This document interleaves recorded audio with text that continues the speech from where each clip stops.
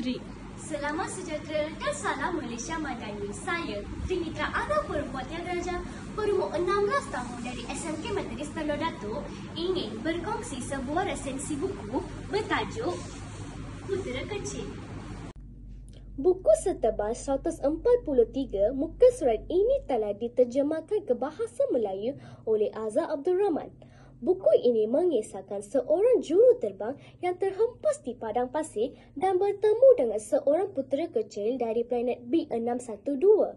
Sepanjang perbualan mereka, putera kecil berkongsi pengalamannya menjelajah beberapa planet, di mana dia bertemu dengan watak-watak simbolik seperti raja, pemabuk, ahli penjagaan, penyala lampu dan ahli geografi.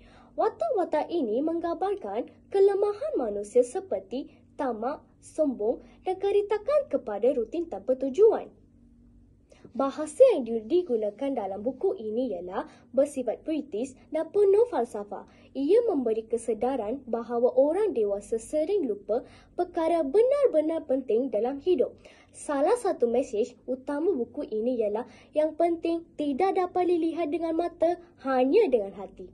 Putera kecil juga menyentuh nilai-nilai seperti kasih sayang, persahabatan, tanggungjawab. Ia mengajar pembaca menghargai orang tersayang sebelum terlambat dan mengingatkan bahawa keikhlasan datang dari hati yang jujur. Kesimpulannya, Putera Kecil ialah kisah pendek tetapi syarat dengan pengajaran.